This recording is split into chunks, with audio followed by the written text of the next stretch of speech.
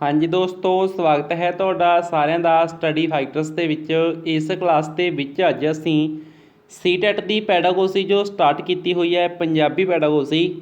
ਤਾਂ ਦੇਖੋ ਜੀ, ਇਸ ਦੇ ਵਿੱਚ ਅੱਜ ਆਪਣਾ ਟੌਪਿਕ ਹੋਏਗਾ ਟੀਚਿੰਗ ਲਰਨਿੰਗ ਮਟੀਰੀਅਲ, ਜਿਹਨੂੰ ਆਪਾਂ ਸ਼ਾਰਟ ਦੇ ਵਿੱਚ ਕਹਾਂਗੇ TLM। ਤਾਂ ਇਹ ਟੌਪਿਕ ਜਿਸ ਦੇ ਵਿੱਚ ਟੈਕਸਟ ਬੁੱਕ ਦੀ ਗੱਲ ਕਰਾਂਗੇ, ਮਲਟੀਮੀਡੀਆ ਮਟੀਰੀਅਲਸ ਦੀ ਗੱਲ ਕਰਾਂਗੇ, ਮਲਟੀਲਿੰਗੁਅਲ ਰਿਸੋਰਸਿਸ ਦੀ ਗੱਲ ਕਰਾਂਗੇ। ਤਾਂ ਇਹ ਸਾਰੇ ਪੁਆਇੰਟਸ ਅੱਜ ਡਿਸਕਸ ਕਰਾਂਗੇ। ਤਾਂ ਜੋ ਟੀਚਿੰਗ ਲਰਨਿੰਗ ਮਟੀਰੀਅਲ ਹੈ, ਇਸ ਦੇ ਵਿੱਚ ਟੀਚਿੰਗ ਏਡਸ ਨੇ ਜਿਹੜੀਆਂ, ਇਹ ਸਮਝਣੀਆਂ ਮੋਸਟ ਇੰਪੋਰਟੈਂਟ ਨੇ। ਇਹਨਾਂ ਦੀਆਂ ਟਾਈਪਸ ਸਮਝਣੀਆਂ ਮੋਸਟ ਇੰਪੋਰਟੈਂਟ ਨੇ। ਤਾਂ ਸਾਰਿਆਂ ਦੇ ਵਿੱਚੋਂ ਕੁਐਸਚਨ ਬਣੇਗਾ, ਠੀਕ ਹੈ। ਤਾਂ ਇਹ ਇੱਕ ਸਲਾਈਡ ਦੇ ਥਰੂ ਆਪਾਂ ਪੂਰਾ ਇੱਕ ਓਵਰਵਿਊ ਕਰਨ ਦੀ ਕੋਸ਼ਿਸ਼ ਕਰਦੇ ਹਾਂ ਪਹਿਲਾਂ। ਤਾਂ ਦੇਖੋ ਜੀ, ਸਭ ਤੋਂ ਪਹਿਲਾਂ ਗੱਲ ਸਮਝੋ, ਟੀਚਿੰਗ ਲਰਨਿੰਗ ਮਟੀਰੀਅਲ ਨੂੰ ਆਪਾਂ ਮੇਨ ਤੌਰ 'ਤੇ ਦੋ ਤਰੀਕੇ ਨਾਲ ਦੇਖਦੇ ਹਾਂ। ਇੱਕ ਤਾਂ ਹੋ ਗਿਆ ਕਿ ਓਨਲੀ ਆਡੀਓ ਆ ਰਹੀ ਹੈ, ਅਤੇ ਇੱਕ ਵੀਡੀਓ ਵਾਲਾ ਹੈ, ਠੀਕ ਹੈ। ਤਾਂ ਦੇਖੋ, ਵਿਜ਼ੂਅਲ ਮਤਲਬ ਦੇਖਣ ਨਾਲ ਸੰਬੰਧਿਤ ਹੈ। ਤਾਂ ਓਨਲੀ ਆਡੀਓ ਦਾ ਅਰਥ ਕੀ ਹੋ ਗਿਆ ਵੀ ਜਿਹਦੇ 'ਚ ਸਿਰਫ ਆਵਾਜ਼ ਆ ਰਹੀ ਹੈ, ਸੁਣਨਯੋਗ, ਸਿਰਫ ਸੁਣਨਯੋਗ। ਵਿਜ਼ੂਅਲ ਮਤਲਬ ਦੇਖਣਯੋਗ। ਅਤੇ ਜਿਹੜਾ ਦੇਖਣਯੋਗ ਹੈ ਉਹ ਦੋ ਤਰ੍ਹਾਂ ਦਾ ਹੋਊਗਾ। ਹੋ ਸਕਦਾ ਉਹ ਨੋਨ ਪ੍ਰੋਜੈਕਟਡ ਹੋਵੇ, ਠੀਕ ਹੈ ਜੀ, ਹੋ ਸਕਦਾ ਉਹ ਪ੍ਰੋਜੈਕਟਡ ਹੋਵੇ। ਨੋਨ ਪ੍ਰੋਜੈਕਟਡ ਉਹ ਹੁੰਦੇ ਜਿਹਦੇ 'ਚ ਬਿਜਲੀ ਦੀ ਇਲੈਕਟ੍ਰੀਸਿਟੀ ਦੀ ਵਰਤੋਂ ਨਹੀਂ ਹੁੰਦੀ, ਠੀਕ ਹੈ ਜੀ। ਅਤੇ ਪ੍ਰੋਜੈਕਟਡ ਉਹ ਹੈ ਜਿਹਦੇ 'ਚ ਬਿਜਲੀ ਦੀ ਵਰਤੋਂ ਹੁੰਦੀ ਹੈ। ਤਾਂ ਹੁਣ ਜਿਹੜਾ ਪ੍ਰੋਜੈਕਟਡ ਹੈ, ਇਹ ਅੱਗੇ ਫੇਰ ਦੋ ਤਰ੍ਹਾਂ ਦਾ ਹੈ। ਦੋ ਤਰ੍ਹਾਂ ਦਾ ਕਿਵੇਂ ਹੈ ਦੇਖੋ, ਇਹਨੂੰ ਸਮਝਣ ਦੀ ਕੋਸ਼ਿਸ਼ ਕਰੋ। ਇਹ ਓਨਲੀ ਵਿਜ਼ੂਅਲ ਵੀ ਹੋ ਸਕਦਾ ਹੈ, ਅਤੇ ਇਹ ਆਡੀਓ ਵਿਜ਼ੂਅਲ ਦੋਨੇ ਤਰ੍ਹਾਂ ਦਾ ਵੀ ਹੋ ਸਕਦਾ ਹੈ। ਧਿਆਨ ਨਾਲ ਸਮਝੋ। ਪਹਿਲਾਂ ਕਿਸੇ ਵੀ ਟੀਚਿੰਗ ਏਡਸ ਨੂੰ ਆਪਾਂ ਨੇ ਕੀ ਦੇਖਣਾ ਵੀ ਇਹ ਓਨਲੀ ਆਡੀਓ ਵਾਲਾ ਹੈ ਜਾਂ ਫਿਰ ਵਿਜ਼ੂਅਲ ਹੈ, ਮਤਲਬ ਸਿਰਫ ਦੇਖਣਯੋਗ ਹੈ ਜਾਂ ਮਤਲਬ ਸੁਣਨਯੋਗ ਹੈ, ਠੀਕ ਹੈ। ਸਿਰਫ ਸੁਣਨਯੋਗ ਜਾਂ ਦੇਖਣਯੋਗ। ਤਾਂ ਹੁਣ ਜਿਹੜਾ ਦੇਖਣਯੋਗ ਅੱਗੇ ਦੋ ਤਰ੍ਹਾਂ ਦਾ ਹੈ, ਪ੍ਰੋਜੈਕਟਡ ਅਤੇ ਨੋਨ ਪ੍ਰੋਜੈਕਟਡ, ਠੀਕ ਹੈ ਜੀ।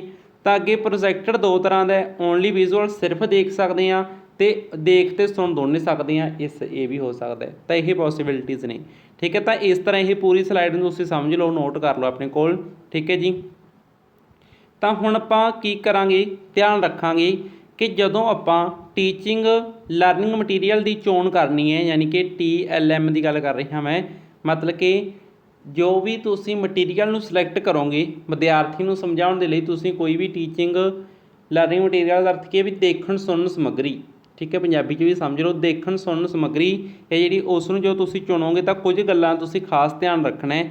ਨੰਬਰ 1, ਉਹ ਜੋ ਚੀਜ਼ ਤੁਸੀਂ ਸਿਲੈਕਟ ਕਰੋਗੇ ਉਹ ਇਫੈਕਟਿਵ ਹੋਣੀ ਚਾਹੀਦੀ ਹੈ, ਪ੍ਰਭਾਵਸ਼ਾਲੀ, ਠੀਕ ਹੈ ਜੀ, ਇੰਟਰਸਟਿੰਗ, ਦਿਲਚਸਪ ਹੋਣੀ ਚਾਹੀਦੀ ਹੈ, ਅਤੇ ਚਾਈਲਡ ਐਕਟਿਵਲੀ ਇਨਵੋਲਵਡ ਹੋਣਾ ਚਾਹੀਦਾ ਉਹਦੇ ਵਿੱਚ, ਮਤਲਬ ਕਿ ਬੱਚੇ ਦੀ ਸ਼ਮੂਲੀਅਤ ਉਸ ਦੇ ਵਿੱਚ ਹੋਣੀ ਚਾਹੀਦੀ ਹੈ, ਅਤੇ ਕਰਿਓਸਿਟੀ, ਬੱਚੇ ਦੀ ਉਸ ਦੇ ਵਿੱਚ ਜਿਗਿਆਸਾ ਹੋਵੇ, ਬੱਚੇ ਨੂੰ ਉਸ ਦੇ ਪ੍ਰਤੀ ਜਾਣਨ ਦੀ ਇੱਛਾ ਹੋਵੇ ਅੰਦਰ ਦਿਲ ਦੇ ਵਿੱਚ, ਤਾਂ ਉਹ ਚੀਜ਼ ਨੂੰ ਵਧੀਆ ਧਿਆਨ ਨਾਲ ਸੁਣੇਗਾ, ਦੇਖੇਗਾ, ਠੀਕ ਹੈ ਜੀ। ਤਾਂ ਇਸ ਤਰੀਕੇ ਨਾਲ ਇਹ ਗੱਲਾਂ ਤੁਸੀਂ ਧਿਆਨ ਰੱਖਣਾ ਹੈ। ਤੁਹਾਨੂੰ ਕੁਐਸਚਨ ਇੱਦਾਂ ਪੁੱਛਿਆ ਸਕਦਾ ਵੀ ਜਿਹੜੀ ਤੁਸੀਂ ਸਮੱਗਰੀ ਦੀ ਚੋਣ ਕਰੋਗੇ ਵੀ ਕਿਹੜੀ ਚੀਜ਼ ਦਾ ਧਿਆਨ ਰੱਖੋਗੇ, ਠੀਕ ਹੈ। ਤਾਂ ਇਹ ਸਭ ਗੱਲਾਂ ਧਿਆਨ ਰੱਖਾਂਗੇ।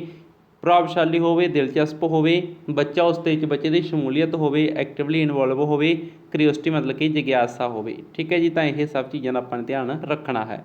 ਇਸ ਤੋਂ ਬਾਅਦ ਆਪਾਂ ਹੁਣ ਟਾਈਪਸ ਸਮਝਦੇ ਹਾਂ। ਇਹ ਟਾਈਪਸ ਸਮਝਣੀਆਂ ਇੰਪੋਰਟੈਂਟ ਨੇ ਕਿ ਸਿੱਖਣ ਸ਼ੈਲੀਆਂ ਕਿਹੜੀਆਂ ਕਿਹੜੀਆਂ ਹੁੰਦੀਆਂ ਨੇ, ਯਾਨੀ ਕਿ ਲਰਨਿੰਗ, ਇੱਥੇ ਆਰ ਵੀ ਆਣੀ ਸੀ, ਲਰਨਿੰਗ ਸਟਾਈਲਸ ਨੇ ਜਿਹੜੇ, ਇਹ ਕਿਹੜੇ ਕਿਹੜੇ ਨੇ, ਠੀਕ ਹੈ। ਸਿੱਖਣ ਸ਼ੈਲੀਆਂ, ਬਹੁਤੇ ਬੱਚੇ ਵਿਜ਼ੂਅਲ ਯਾਨੀ ਕਿ ਦ੍ਰਿਸ਼ਟੀ ਰਾਹੀਂ ਸਿੱਖਦੇ ਨੇ, ਦੇਖ ਕੇ ਸਿੱਖਦੇ ਨੇ ਬਹੁਤੇ ਬੱਚੇ, ਠੀਕ ਹੈ। ਅਤੇ ਬਹੁਤੇ ਸੁਣ ਕੇ ਸਿੱਖਦੇ ਨੇ, ਆਡੀਓ ਦੇ ਥਰੂ ਸਿੱਖਦੇ ਨੇ। ਬਹੁਤੇ ਰੀਡਿੰਗ ਐਂਡ ਰਾਈਟਿੰਗ ਦੇ ਥਰੂ ਸਿੱਖਦੇ ਨੇ, ਠੀਕ ਹੈ, ਰੀਡਿੰਗ ਅਤੇ ਰਾਈਟਿੰਗ, ਠੀਕ ਹੈ, ਪੜ੍ਹ ਕੇ ਲਿਖ ਕੇ। ਬਹੁਤੇ ਕਿਵੇਂ ਸਿੱਖਦੇ ਨੇ, ਕਾਈਨਸਥੈਟੀਕਲੀ ਸਿੱਖਦੇ ਨੇ। ਤਾਂ ਇਸ ਤਰੀਕੇ ਨਾਲ ਬੱਚੇ ਦੀਆਂ ਇਹ ਚਾਰ ਸ਼ੈਲੀਆਂ ਹੁੰਦੀਆਂ ਨੇ, ਵਿਜ਼ੂਅਲੀ, ਆਡੀਓ ਵਾਲੀ, ਆਡੀਓਵਲ, ਠੀਕ ਹੈ, ਅਤੇ ਐਂਡ ਰੀਡਿੰਗ ਰਾਈਟਿੰਗ ਇੱਕੋ 'ਚ ਕੰਸੀਡਰ ਕਰੋਗੇ ਇਹਨੂੰ। ਨੰਬਰ 4 ਕਾਈਨਸਥੈਟੀਕਲ, ਯਾਨੀ ਕਿ ਕਿਰਿਆਤਮਕ ਤੌਰ 'ਤੇ ਕਰਕੇ ਦੇਖਦੇ ਨੇ ਜਦੋਂ ਬੱਚੇ, ਫਿਰ ਸਿੱਖਦੇ ਨੇ। ਤਾਂ ਇਹ ਚਾਰ ਨੇ, ਇਹਨਾਂ ਨੂੰ ਯਾਦ ਰੱਖਣ ਦੀ ਸ਼ਾਰਟ ਫਾਰਮ ਹੁੰਦੀ ਹੈ ਵਾਰਕ, ਠੀਕ ਹੈ ਜੀ। ਵਿਜ਼ੂਅਲ, ਆਡੀਬਲ ਅਤੇ ਰੀਡਿੰਗ ਅਤੇ ਕਾਈਨਸਥੈਟੀਕਲ, ਠੀਕ ਹੈ ਜੀ। ਤਾਂ ਇਹ ਚਾਰ ਸ਼ੈਲੀਆਂ ਨੇ ਜਿਨ੍ਹਾਂ ਨੂੰ ਤੁਸੀਂ ਧਿਆਨ ਦੇ ਵਿੱਚ ਰੱਖਣਾ ਹੈਗਾ। ਤਾਂ ਬੱਚੇ ਇਹ ਸ਼ੈਲੀਆਂ ਥਰੂ ਸਿੱਖਦੇ ਨੇ। ਇਸ ਤੋਂ ਬਾਅਦ ਆਪਾਂ ਗੱਲ ਕਰਦੇ ਹਾਂ ਜੀ ਕਿ ਟੀਚਿੰਗ ਲਰਨਿੰਗ ਮਟੀਰੀਅਲ ਹੈ ਜੋ, ਠੀਕ ਹੈ ਜੀ। ਤਾਂ ਟੀਚਿੰਗ ਲਰਨਿੰਗ ਮਟੀਰੀਅਲ ਦੇ ਵਿੱਚ ਕੀ ਕੁਛ ਹੁੰਦਾ ਹੈ। ਤਾਂ ਟੀਚਿੰਗ ਲਰਨਿੰਗ ਮਟੀਰੀਅਲ ਹੈ ਜਿਹੜਾ, ਇਹ ਉਹੀ ਸਲਾਈਡ ਹੋ ਗਈ। ਤਾਂ ਦੇਖੋ, ਪਹਿਲਾਂ ਆਪਾਂ ਇਹ ਸਮਝਾਂਗੇ ਇਹਦੇ 'ਚ ਕਿਹੜੇ ਕਿਹੜੇ ਆਉਣਗੇ, ਫਿਰ ਆਪਾਂ ਵਿਜ਼ੂਅਲ ਦੇ ਵਿੱਚ ਸਮਝਾਂਗੇ ਕਿਹੜੇ ਕਿਹੜੇ ਆਉਣਗੇ, ਫਿਰ ਇੱਦਾਂ ਸਮਝਦੇ ਹੋਏ ਇੱਥੇ ਤੱਕ ਚੱਲਾਂਗੇ, ਠੀਕ ਹੈ। ਤਾਂ ਇਹਨੂੰ ਆਪਾਂ ਹੁਣ ਅੱगे पूरा डिटेल ਦੇ ਵਿੱਚ डिस्कस ਕਰਦੇ ਹਾਂ types of teaching learning material. ਤਾਂ देखो जी सब तो पहला ਆਪਾਂ डिस्कस करांगे टीचिंग एड्स ने ये अध्यापन सहायक समग्री है।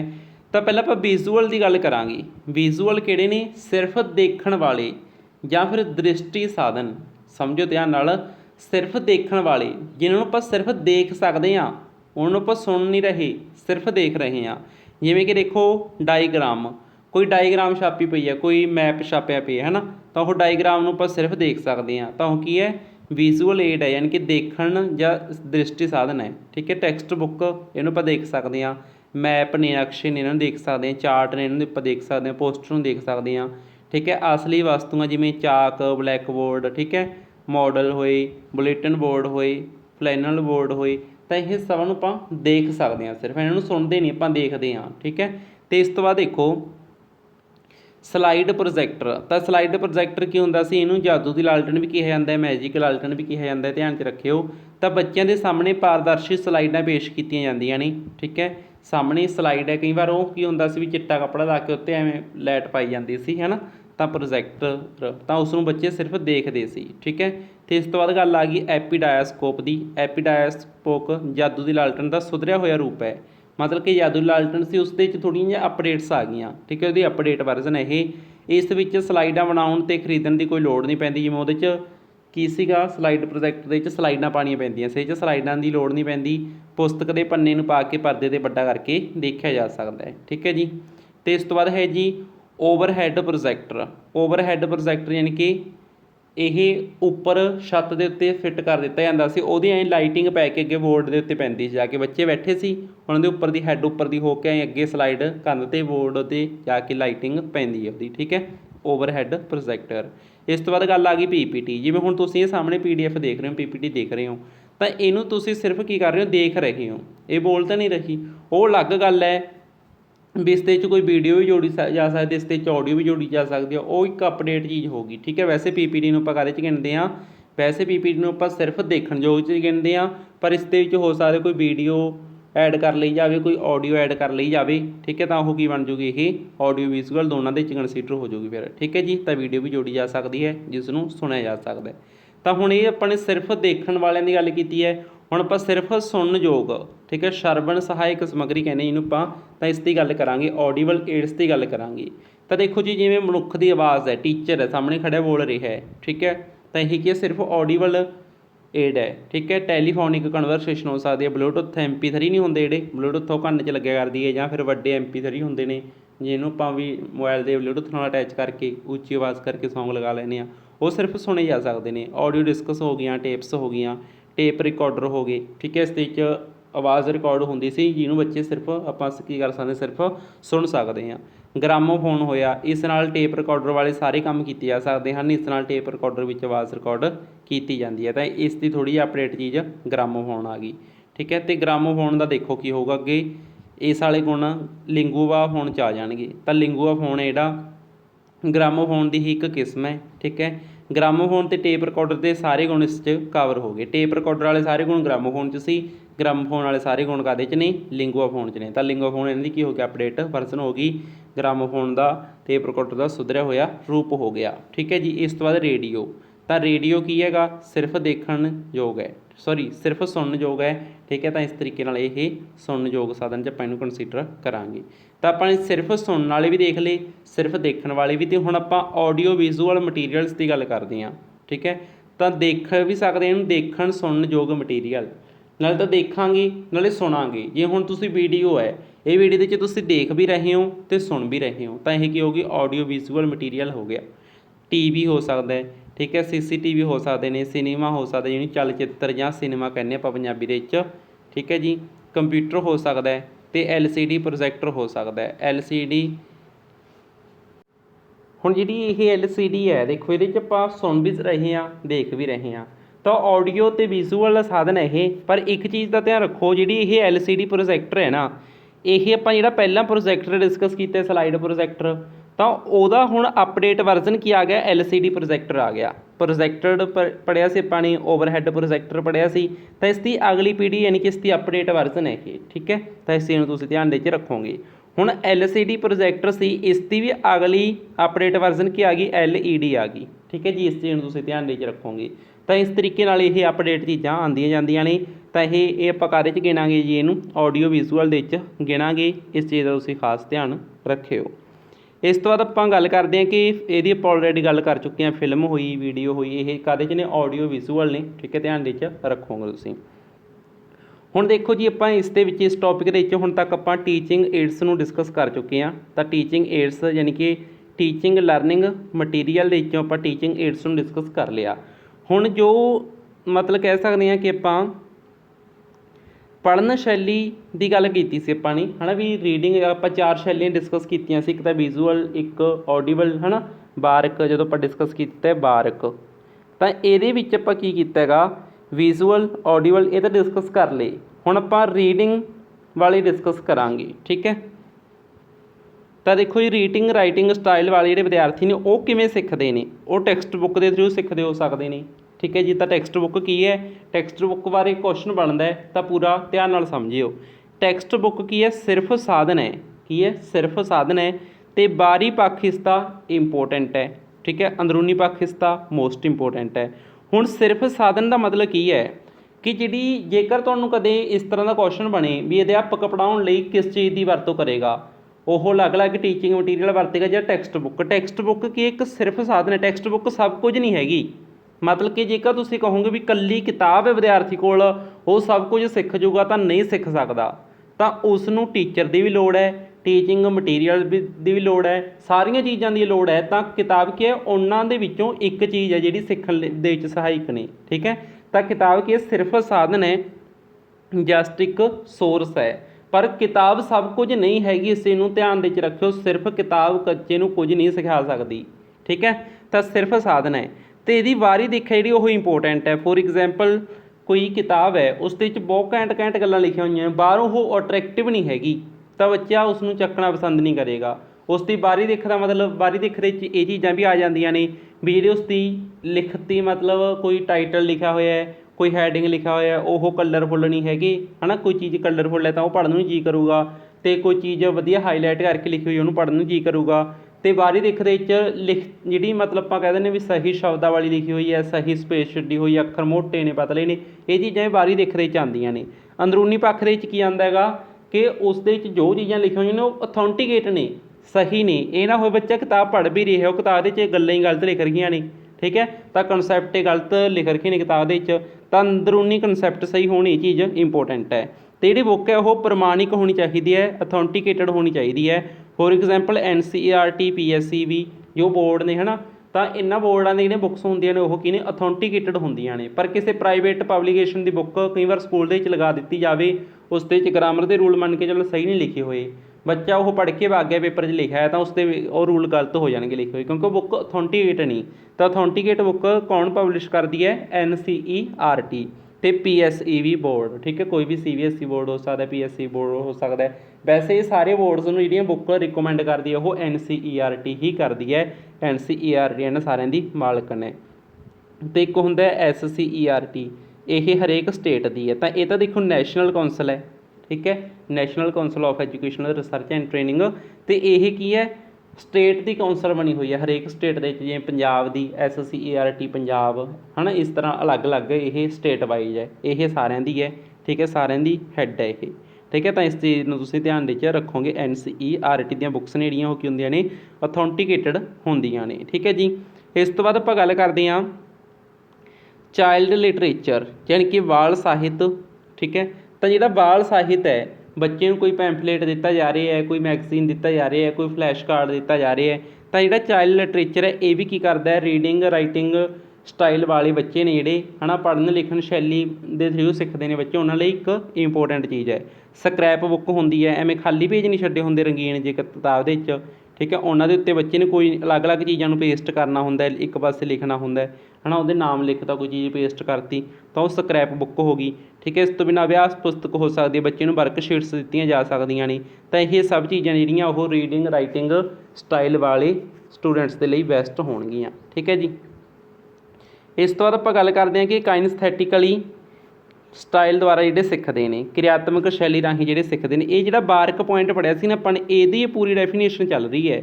ਪਹਿਲਾਂ ਆਪਾਂ ਨੇ ਵਿਜ਼ੂਅਲ ਸਮਝੇ, ਆਡੀਬਲ ਸਮਝ ਲਏ, ਰੀਡਿੰਗ ਰਾਈਟਿੰਗ ਵਾਲੇ ਸਮਝ ਲਏ, ਹੁਣ ਆਪਾਂ ਕਾਈਨਸਥੈਟਿਕ ਵਾਲਿਆਂ ਨੂੰ ਸਮਝਦੇ ਹਾਂ। ਠੀਕ ਹੈ, ਤਾਂ ਇਸ ਦੇ ਵਿੱਚ ਕੀ ਹੋਏਗਾ ਸਮਝਣ ਦੀ ਕੋਸ਼ਿਸ਼ ਕਰਿਓ ਪਲੀਜ਼, ਕਿ ਜਦੋਂ ਬੱਚਾ ਕਰਕੇ ਸਿੱਖਦਾ ਹੈ, ਕਾਈਨਸਥੈਟਿਕਲੀ ਮਤਲਬ ਕਿ ਉਸਦੀ ਸਰੀਰ ਵਿੱਚ ਗਤੀ ਆ ਗਈ। ਠੀਕ ਹੈ, ਗਤੀਸ਼ੀਲ ਹੋ ਕੇ ਸਿੱਖ ਰਿਹਾ ਹੈ ਉਹ, ਆਪਣੇ ਹੱਥ ਪੈਰ ਸਿਰ, ਠੀਕ ਹੈ, ਆਪਣੇ ਅੰਗਾਂ ਨੂੰ ਗਤੀ ਦੇ ਵਿੱਚ ਲੈ ਕੇ ਆ ਰਿਹਾ ਹੈ, ਤਾਂ ਕਿਰਿਆ ਕਰਕੇ ਸਿੱਖ ਰਿਹਾ ਹੈ ਉਹ। ਠੀਕ ਹੈ, ਤਾਂ ਇਸ ਤਰੀਕੇ ਨਾਲ ਸਭ ਤੋਂ ਵਧੀਆ ਸਿੱਖਿਆ ਜਾ ਸਕਦਾ ਹੈ। ਠੀਕ ਹੈ, ਇਸ ਤਰੀਕੇ ਨਾਲ ਸਿੱਖਿਆ ਹੋਇਆ ਆਪਾਂ ਕਦੇ ਭੁੱਲਦੇ ਨਹੀਂ ਹੈਗੇ। ਠੀਕ ਹੈ ਜੀ, ਇਸ ਚੀਜ਼ ਨੂੰ ਤੁਸੀਂ ਧਿਆਨ ਦੇ ਵਿੱਚ ਰੱਖੋਗੇ। ਤਾਂ ਕਰਕੇ ਸਿੱਖਣਾ, ਨਾਟਕੀਕਰਨ ਹੋ ਗਿਆ, ਕੋਈ ਨਾਟਕ ਕਿਹਾ ਜਾ ਰਿਹਾ ਬੱਚੇ ਨੂੰ ਵੀ ਨਾਟਕ ਕਰਵਾਓ, ਬੱਚੇ ਨੂੰ ਸੈਰ ਸਪਾਟੇ 'ਤੇ ਲੈ ਕੇ ਜਾਇਆ ਜਾ ਰਿਹਾ ਹੈ, ਟੂਰ ਲੈ ਕੇ ਗਏ, ਅਜਾਇਬ ਘਰ ਦੇਖਣ ਲਈ ਗਏ, ਹੈ ਨਾ, ਅਤੇ ਕੋਈ ਸੰਗ੍ਰਹਿ ਘਰ ਸੀ ਜਿੱਥੇ ਪੁਰਾਣੀ ਚੀਜ਼ਾਂ ਰੱਖੀਆਂ ਹੋਈਆਂ ਸੀ, ਕੋਈ ਪ੍ਰਦਰਸ਼ਨੀ ਲੱਗੀ ਹੋਈ ਹੈ ਉਹ ਦਿਖਾਉਣ ਲਈ ਲੈ ਕੇ ਗਏ ਆਪਾਂ। ਤਾਂ ਜਦੋਂ ਆਪਾਂ ਉੱਥੇ ਲੈ ਕੇ ਜਾ ਰਹੇ ਹਾਂ, ਬੱਚਾ ਉੱਥੇ ਜਾ ਰਿਹਾ, ਤੁਰ ਕੇ ਗਿਆ, ਹੈ ਨਾ, ਉੱਥੇ ਚੱਲ ਫਿਰ ਕੇ ਚੀਜ਼ਾਂ ਨੂੰ ਦੇਖ ਰਿਹਾ, ਚੀਜ਼ਾਂ ਨੂੰ ਟੱਚ ਕਰਕੇ ਦੇਖ ਰਿਹਾ, ਉਹਨਾਂ ਨੂੰ ਚੱਕ ਕੇ ਦੇਖ ਰਿਹਾ। ਤਾਂ ਇਸ ਤਰੀਕੇ ਨਾਲ ਜਦੋਂ ਦੇਖੋ ਕਰੂਗਾ, ਹੈ ਨਾ, ਮਤਲਬ ਤੁਰ ਫਿਰ ਕੇ ਆਪਣੇ ਸਰੀਰ 'ਚ ਗਤੀ ਲਿਆ ਕੇ ਕਿਰਿਆ ਦੇ ਥਰੂ ਸਿੱਖੇਗਾ, ਤਾਂ ਉਹ ਕਦੇ ਵੀ ਭੁੱਲ ਨਹੀਂ ਸਕੇਗਾ।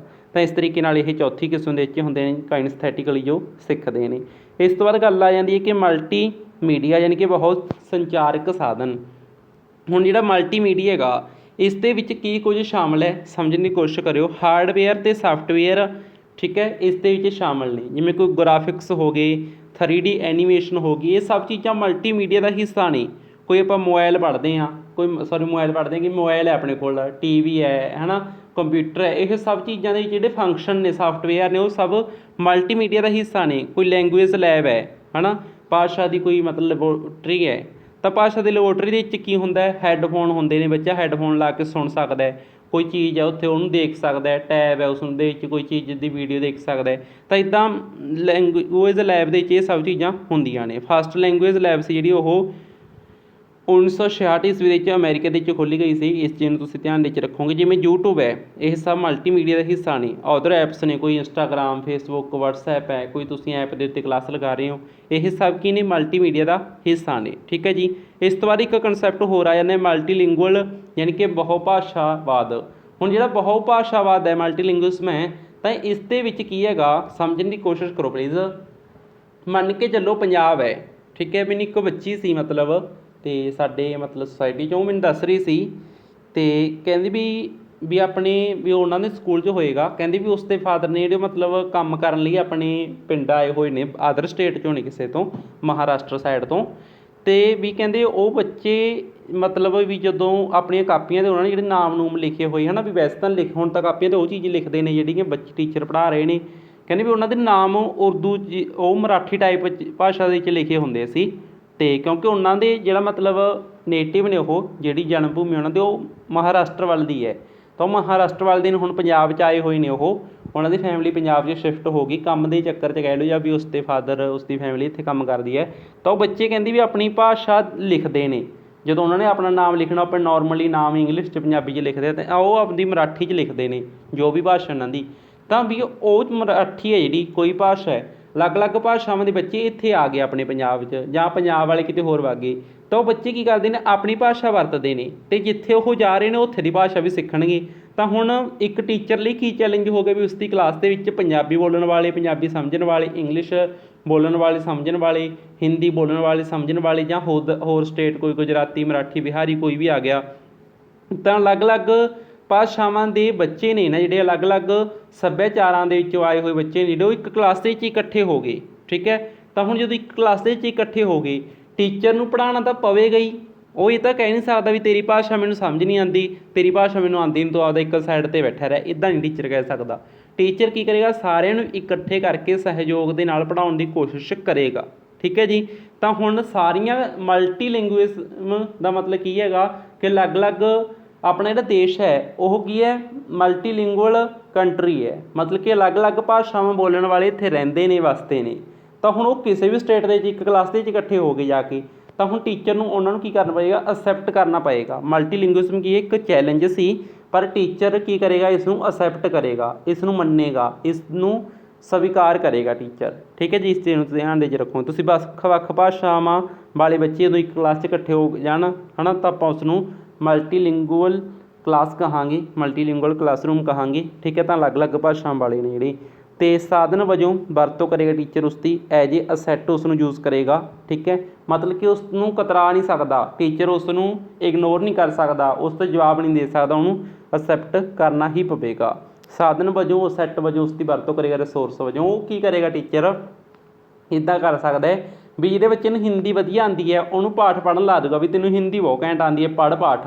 ਜਦੋਂ ਬੱਚਾ ਵਧੀਆ ਤਰੀਕੇ ਨਾਲ ਹਿੰਦੀ ਪੜ੍ਹੂਗਾ ਕਿਉਂਕਿ ਉਸਦੀ ਮਾਤ ਭਾਸ਼ਾ ਹਿੰਦੀ ਹੈ, ਤਾਂ ਬਾਕੀ ਬੱਚਿਆਂ ਨੂੰ ਟੀਚਰ ਕੀ ਦੱਸੇਗਾ, ਦੇਖੋ ਇਹਨੇ ਕਿੰਨੇ ਸਹੀ ਉਚਾਰਨ ਕੀਤਾ ਹੈ, ਇਹ ਭਾਸ਼ਾ ਨੂੰ ਕਿੰਨਾ ਸੋਹਣਾ ਲਿਖਦਾ, ਤੁਸੀਂ ਇਹ ਤੋਂ ਇੱਦਾਂ ਲਿਖਿਆ ਕਰੋ। ਮਤਲਬ ਉਹਨੂੰ ਐਗਜ਼ੈਂਪਲ ਦੇ ਦੇਗਾ ਉਸ ਬੱਚੇ ਦੀ, ਨਾਲੇ ਤਾਂ ਬੱਚਾ ਖੁਸ਼ ਹੋ ਗਿਆ, ਨਾਲੇ ਬਾਕੀ ਬੱਚੇ ਉਸ ਦੀ ਰੀਸ 'ਚ ਹਿੰਦੀ ਸਿੱਖ ਸਕਣਗੇ। ਇਸੇ ਤਰ੍ਹਾਂ ਪੰਜਾਬੀ ਦਾ ਕੋਈ ਬੱਚਾ ਹੈ, ਪੰਜਾਬੀ ਦਾ ਲੈਕਚਰ ਹੈ, ਪੰਜਾਬੀ ਦਾ ਪਾਠ ਹੈ, ਤਾਂ ਉਹ ਟੀਚਰ ਉਹ ਪੰਜਾਬੀ ਵਾਲੇ ਬੱਚੇ ਨੂੰ ਲਾ ਦੇਗਾ ਪੜ੍ਹਨ, ਕਹੇਗਾ ਦੇਖੋ ਇਹਨੇ ਕਿੰਨਾ ਸਹੀ ਪੜ੍ਹਿਆ ਪਾਠ, ਉਚਾਰਨ ਕਿੰਨਾ ਸ਼ੁੱਧ ਕੀਤਾ, ਪੰਜਾਬੀ ਨੂੰ ਲਿਖਦਾ ਕਿੰਨੀ ਸੋਹਣੀ ਹੈ ਇਹ, ਇਹਦੇ ਬਣਤਰ ਸਿੱਖੋ ਅੱਖਰਾਂ ਦੀ। ਤਾਂ ਇਸ ਤਰ੍ਹਾਂ ਐਗਜ਼ੈਂਪਲ ਦੇ ਕੇ ਐਜ਼ ਏ ਰਿਸੋਰਸ ਯੂਜ਼ ਕਰ ਸਕਦਾ ਹੈ, ਠੀਕ ਹੈ।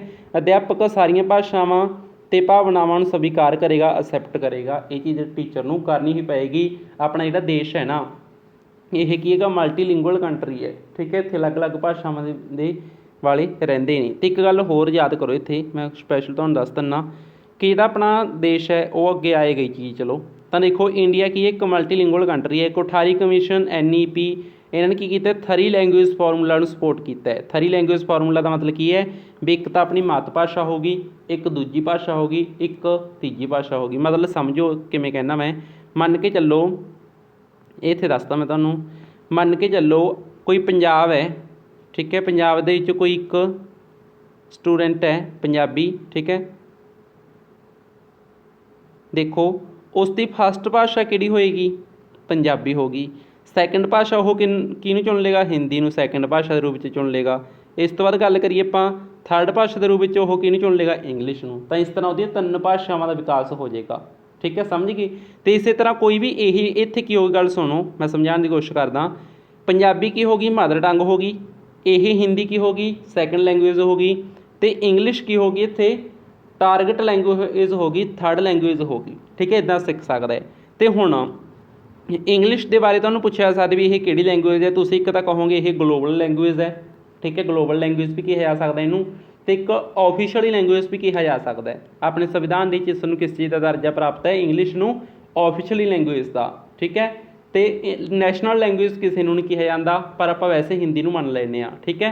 ਅਤੇ ਮਦਰ ਟੰਗ ਆਪਣੇ ਸਟੇਟ ਦੀ ਭਾਸ਼ਾ ਹੋ ਗਈ ਜਿਹਨੂੰ ਆਪਾਂ ਰੀਜਨਲ ਲੈਂਗੁਏਜ ਵੀ ਆਖ ਦਿੰਦੇ ਹਾਂ। ਅਤੇ ਇੰਗਲਿਸ਼ ਕੀ ਹੈ, ਗਲੋਬਲ ਲੈਂਗੁਏਜ ਹੈ, ਇੱਕ ਆਫੀਸ਼ੀਅਲੀ ਭਾਸ਼ਾ ਹੈ, ਅਤੇ ਇਹਨੂੰ ਆਪਾਂ ਸੈਕਿੰਡ ਲੈਂਗੁਏਜ ਦੇ ਰੂਪ ਵਿੱਚ ਵੀ ਬਹੁਤ ਯੂਜ਼ ਕਰ ਰਹੇ ਹਾਂ। ਜਿਵੇਂ ਮੈਂ ਤੁਹਾਨੂੰ ਇੱਕ ਐਗਜ਼ਾਮਪਲ ਦੇਵਾਂ ਕਿਸੇ ਹਿੰਦੀ ਸਟੇਟ ਦੀ, ਉਹਦੀ ਫਸਟ ਲੈਂਗੁਏਜ ਕੀ ਹੈ, ਮਦਰ ਟੰਗ ਕੀ ਹੈ, ਹਿੰਦੀ, ਅਤੇ ਸੈਕਿੰਡ ਲੈਂਗੁਏਜ ਮੰਨ ਕੇ ਚਲੋ ਉਸਨੇ ਇੰਗਲਿਸ਼ ਚੁਣ ਲਈ, ਠੀਕ ਹੈ। ਅਤੇ ਥਰਡ ਲੈਂਗੁਏਜ ਉਹ ਕੀ ਚੁਣੇਗਾ, ਕੋਈ ਵੀ ਇੱਕ ਰੀਜਨਲ ਲੈਂਗੁਏਜ, ਕੋਈ ਗੁਜਰਾਤੀ, ਮਰਾਠੀ, ਹੈ ਨਾ, ਕੋਈ ਵੀ ਪੰਜਾਬੀ, ਮੰਨ ਕੇ ਚਲੋ ਪੰਜਾਬੀ ਚੁਣ ਲਈ ਉਹਨੇ। ਤਾਂ ਇਸ ਤਰ੍ਹਾਂ 3 ਲੈਂਗੁਏਜ ਹੋ ਗਈਆਂ। ਤਾਂ 3 ਲੈਂਗੁਏਜ ਨੂੰ ਪੜ੍ਹਾਉਣ ਦੇ ਉੱਤੇ ਜ਼ੋਰ ਦਿੱਤਾ ਹੈ। 3 ਲੈਂਗੁਏਜ ਨੂੰ ਪੜ੍ਹਾਉਣਾ ਰਿਕਮੈਂਡ ਕੀਤਾ ਕਿਹਨੇ, ਕੋਠਾਰੀ ਕਮਿਸ਼ਨ ਨੇ, NEP 1986 ਵਾਲੀ ਨੇ, ਅਤੇ NEP 2020 ਵਾਲੀ ਨੇ ਵੀ ਮਤਲਬ 3 ਭਾਸ਼ਾਵਾਂ ਨੂੰ ਪੜ੍ਹਾਉਣ ਦੇ ਉੱਤੇ ਜ਼ੋਰ ਦਿੱਤਾ ਹੈ। ਪਰ NEP ਜਿਹੜੀ 2000 ਵਾਲੀ ਹੈ, ਨੈਸ਼ਨਲ ਐਜੂਕੇਸ਼ਨ ਪੋਲਿਸੀ 2020 ਵਾਲੀ ਜਿਹੜੀ, ਇਹ ਕੀ ਆਖਦੇ ਵੀ 5ਵੀਂ ਤੱਕ ਜਿਹੜਾ ਬੱਚਾ ਉਹ ਕੀ ਕਰੇਗਾ, ਆਪਣੀ ਮਦਰ ਟੰਗ ਦੇ ਵਿੱਚ ਸਟੱਡੀ ਕਰੇਗਾ, ਠੀਕ ਹੈ। ਅਤੇ ਉਸ ਤੋਂ ਬਾਅਦ ਉਹਨੂੰ ਬਾਕੀ ਲੈਂਗੁਏਜਾਂ ਦਾ ਗਿਆਨ ਦਿੱਤਾ ਜਾਵੇਗਾ, ਮਤਲਬ ਫੋਰਸ ਨਹੀਂ ਕੀਤਾ ਜਾ ਸਕਦਾ ਹੋਰ ਲੈਂਗੁਏਜ 'ਚ ਸਿੱਖਣ ਲਈ, ਮਦਰ ਟੰਗ ਦੇ ਉੱਤੇ ਜ਼ੋਰ ਦਿੱਤਾ ਜਾਵੇਗਾ। ਮਦਰ ਟੰਗ ਦੀ ਗੱਲ ਕੀਤੀ ਹੈ, ਠੀਕ ਹੈ, ਤਾਂ ਇਹਦੇ 'ਚ ਜਾਂ ਫਿਰ ਨੇਟਿਵ ਲੈਂਗੁਏਜ ਦੀ ਗੱਲ ਕੀਤੀ ਹੈ, ਉਹੀ ਚੀਜ਼ ਹੋ ਗਈ ਜਿੱਥੇ ਆਪਾਂ ਰਹਿੰਦੇ ਹਾਂ, ਜਨਮਜਾਤ ਭੂਮੀ ਜਿਹੜੀ ਆਪਣੀ, ਉੱਥੇ ਜਿਹੜੀ ਭਾਸ਼ਾ ਹੈ ਉਸ ਦੀ ਗੱਲ ਕੀਤੀ ਹੈ। ਤਾਂ ਇਸ ਤਰੀਕੇ ਨਾਲ ਅਸੀਂ ਨੇ ਇਹ ਚੀਜ਼ਾਂ ਨੂੰ ਡਿਸਕਸ ਅੱਜ ਕਰ ਲਿਆ ਹੈਗਾ। ਰਮੀਡੀਅਲ ਟੀਚਿੰਗ ਦਾ ਟੋਪਿਕ ਆਪਾਂ ਨੈਕਸਟ ਕਲਾਸ ਦੇ ਵਿੱਚ ਪੜ੍ਹਾਂਗੇ। Thank you so much.